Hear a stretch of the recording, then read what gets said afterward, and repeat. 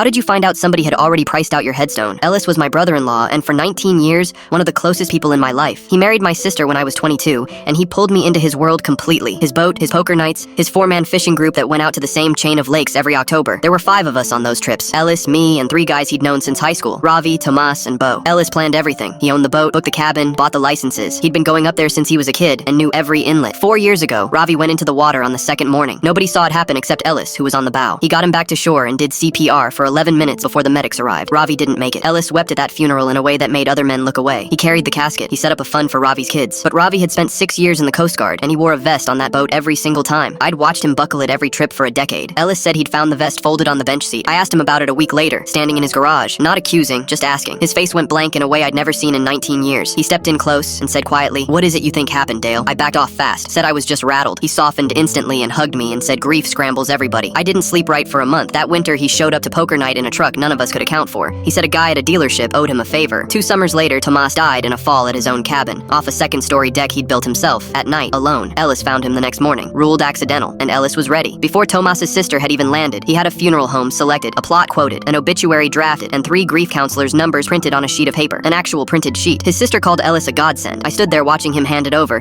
and felt something cold move through me. Tomas had texted me 4 days earlier about a job he'd just accepted in another state. He was excited. He'd sent a photo of the offer letter. I said that out loud once to Ellis at the reception. He looked at me a long moment and said, very gently, "People carry things you don't see. Dale, I'm worried about you. You've been like this since Ravi." That sentence shut me up for a year, because he was right that I'd been like that. And when the most respected man in your life tells you softly that you're unwell, you believe him. Everyone else does. My own sister asked me the next week if I was doing okay. She said Ellis was concerned. 3 months later, Ellis paid off his house. Then last October, Bo drowned on the trip I skipped. Same lake. Ellis handled everything again. The calls, the paperwork, the arrangements, all of it in place before anyone asked. 3 funerals in 4 years, and then there were 2 of us. He started pushing for a memorial trip in the spring. Just him and me. The far cabin, the one at the end of the service road with no cell coverage. I said no for a month. He kept coming back. Closure, honoring them, running from it is disrespect. I finally said yes, because I had to know. The night before, he couldn't sit still. On the drive up, he kept saying this would close the book. Second night he cooked, poured me a bourbon, and told me to turn in early. He'd stay up with the fire. I didn't drink it. I dumped it out the window when he stepped onto the porch and got in the bunk and faked it. Around 1, I heard him come in. He stood at the foot of the bed a long time without moving. Then he spoke, low, in a voice I didn't recognize. 3, a pause. "Sorry, Ravi. Sorry, Tomas. Sorry, Bo." Longer pause. "Sorry, Dale. You were the only one who ever asked questions. I have never been that afraid." When he went out to the woodshed,